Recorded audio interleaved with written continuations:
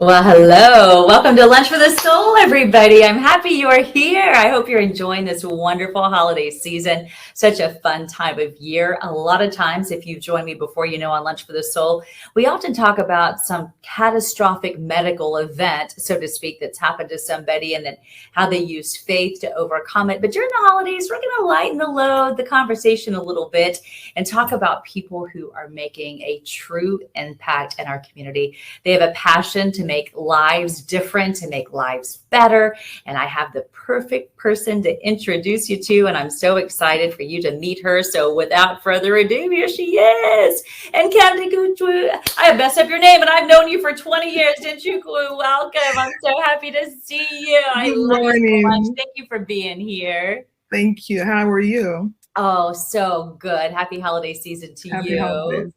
Yes, so let's talk about you've got a lot of stuff going on right now, and I have gotten to talk to you through the years about one book after another, and they always have so much meaning and so much heart to them. So your latest project actually involves something really special, and that's Christmas. So tell me a little bit about what you have going on.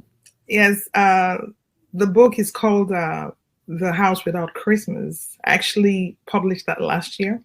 Mm-hmm. And the title was actually inspired by a house, a few houses away from my house.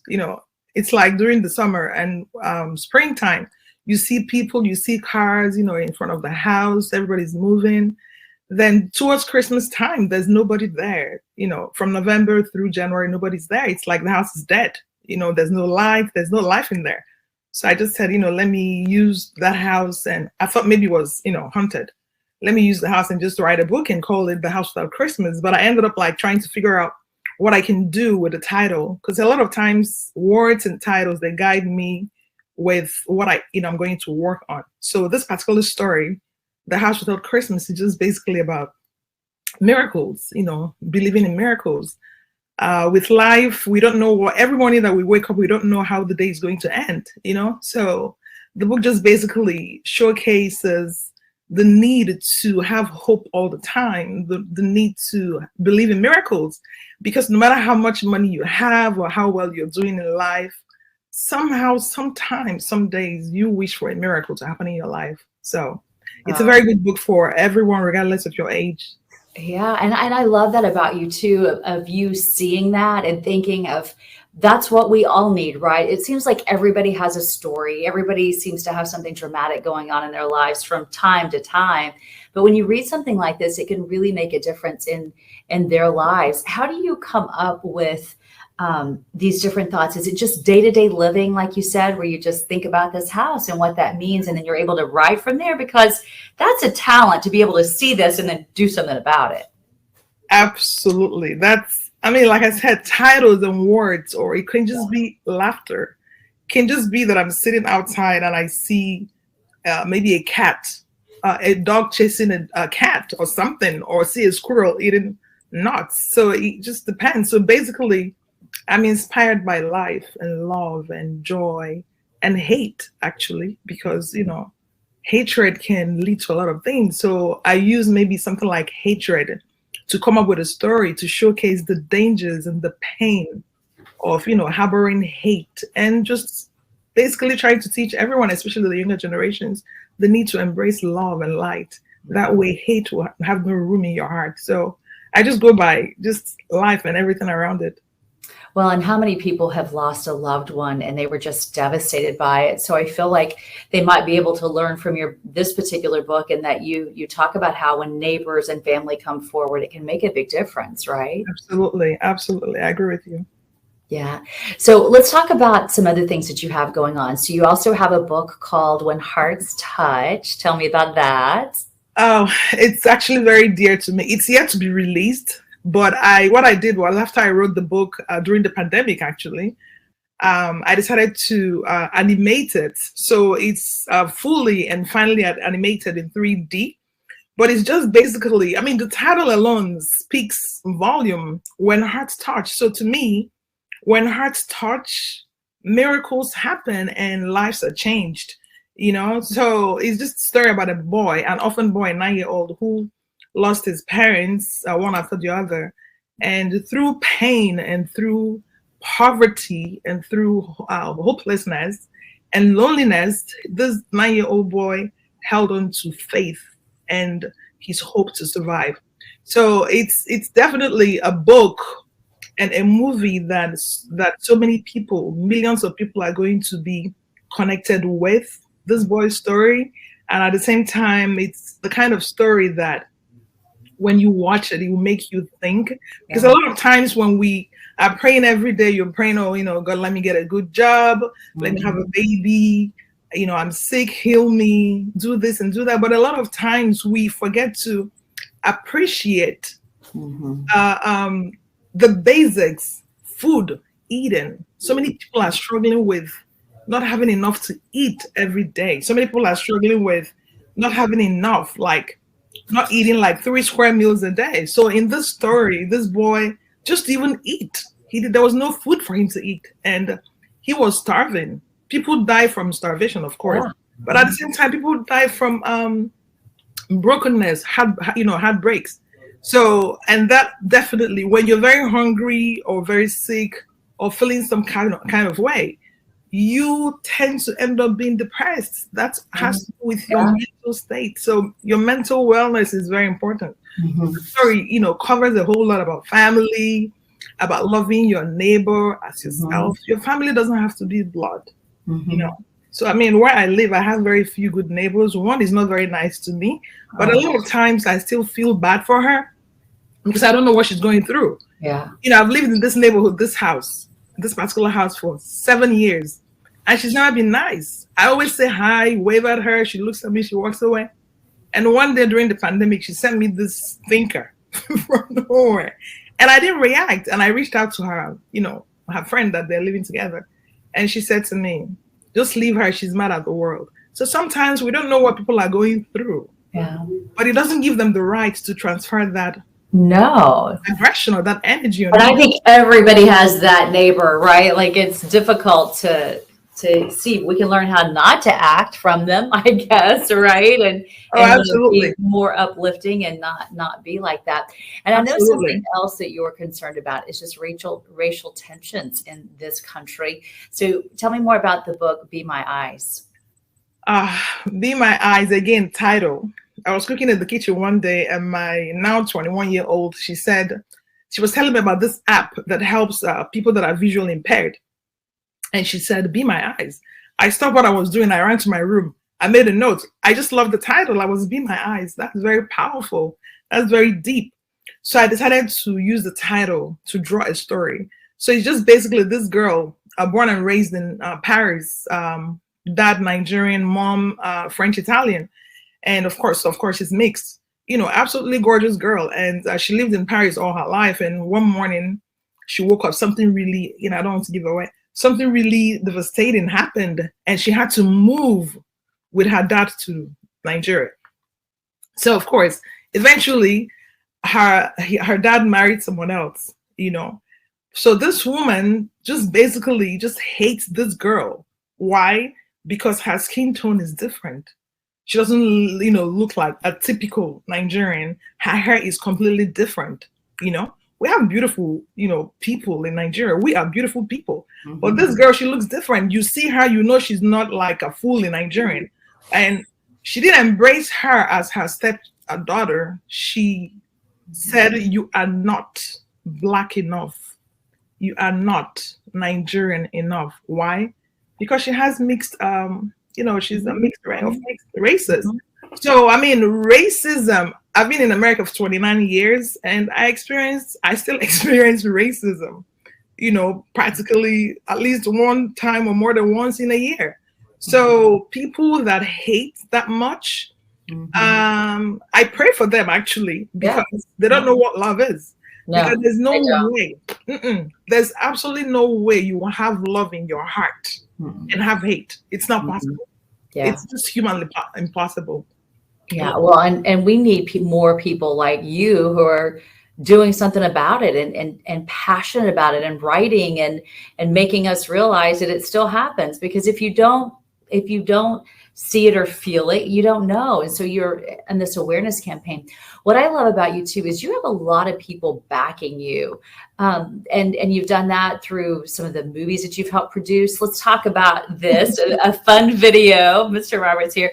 Explain to me how you get such a big actor to help you out and to back what you're doing in your books. Oh, Eric is, he forced me to call him Eric. When I he forced me. I met him in, I think, 2017 when we were filming Lone Star Deception here in Houston. And, I reached out to his agent and ended up bringing him on board with his wife, Eliza. So, but anyway, the first time we finally met and, we were eating at the restaurant, I kept saying, Mr. Roberts. So when I call him Mr. Robert, he would just ignore me. It has to be Eric, right? Eric. That means he's down to earth, right? I know, he's really sweet. Yeah. So, but anyway, when this movie came, so I was trying to find someone to help me do the voiceover, actually. And I called their home, nobody answered. I reached out to Eliza and I said, oh, I have this book. I told her the story. She loved it. I said, do you think Eric will agree to do a voiceover for me?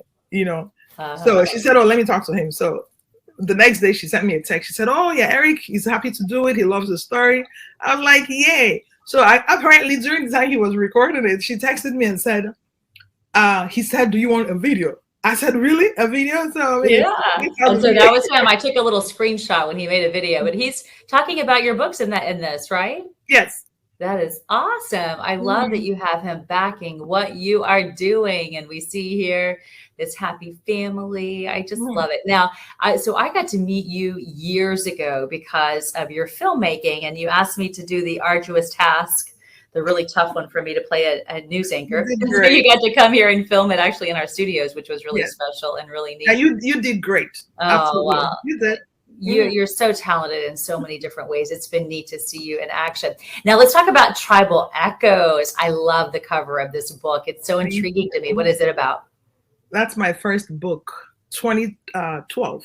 So I think that's when I met you, right? Because I'm pretty sure that you came into Fox 26 to talk about it. Yes, that was the first time we met. Yeah. Yes.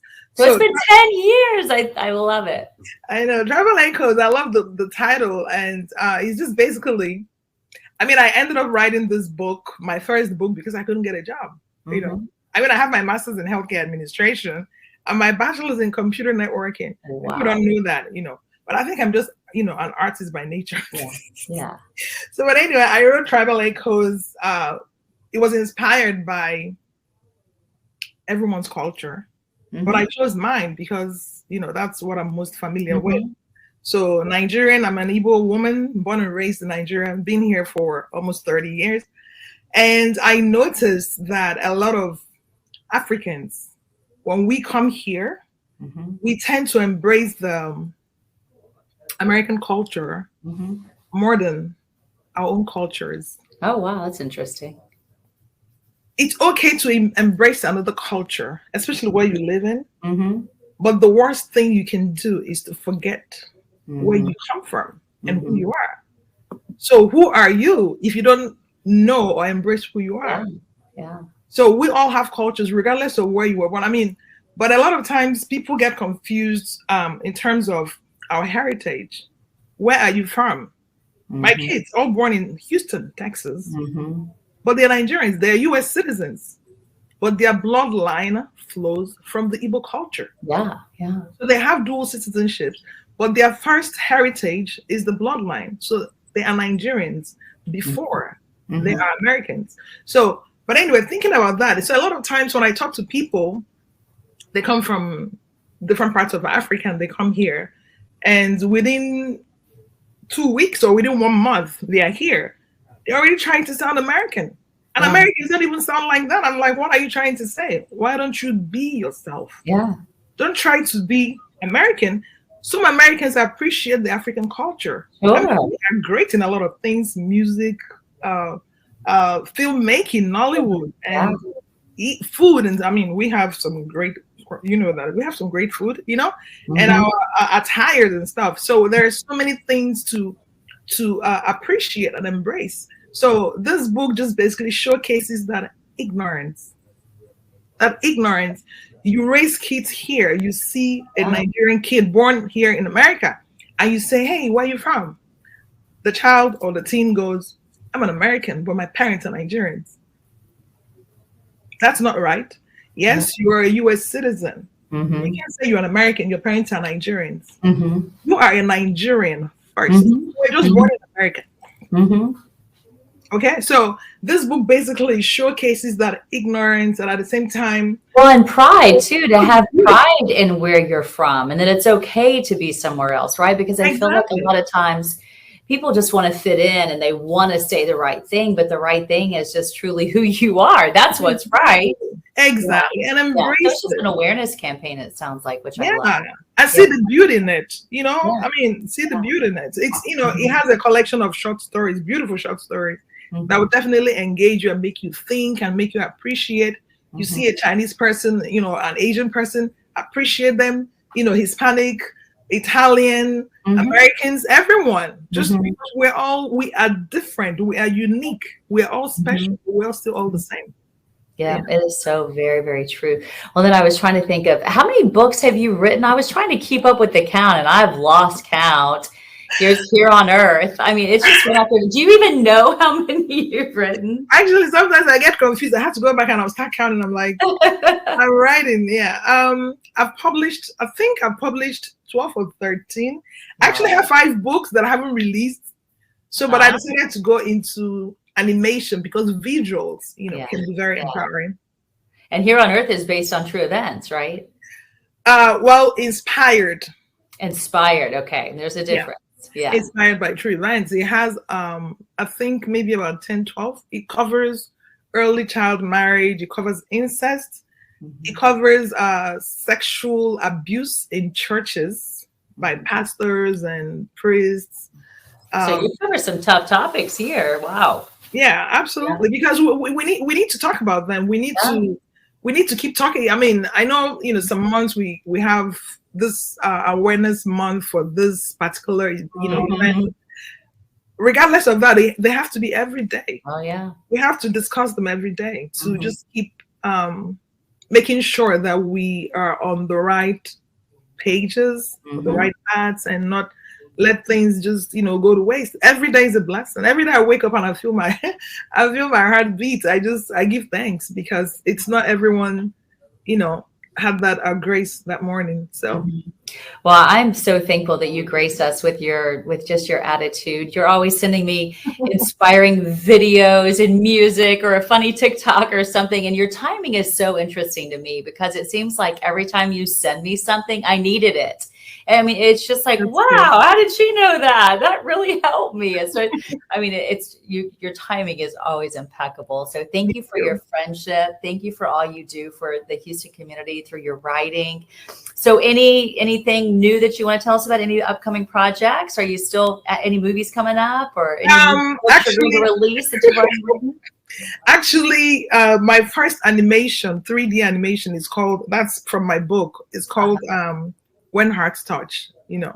But I have one that I'm currently working on, and I'm using this amazing animator based in Nigeria, you know. So, you know, when you see talented people, just give them the opportunity to do that.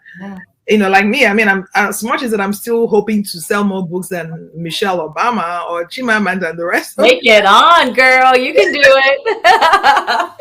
Michelle Obama might be hard to surpass, but you know, I believe in you.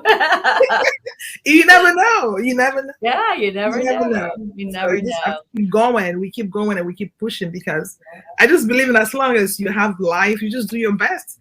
Yeah. But sometimes people ask me, do you ever get upset? I said, of course I get upset. I'm human. You know, you're always laughing and smiling. I said, no, not always. I have my low moments. Yeah.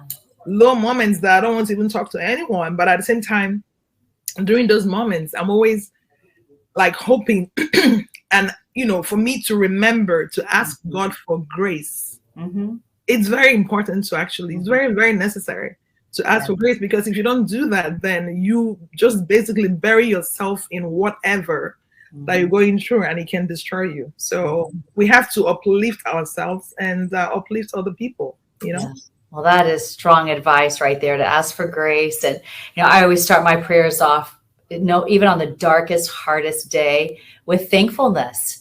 Thank you, God, for this and this. Those are the good things. Now let's get to what I really need. Can you help me with this? Right. I mean, Yeah, it's just keeping everything in alignment of what's important. Well, thank you absolutely. again for being here on Lunch for the Soul.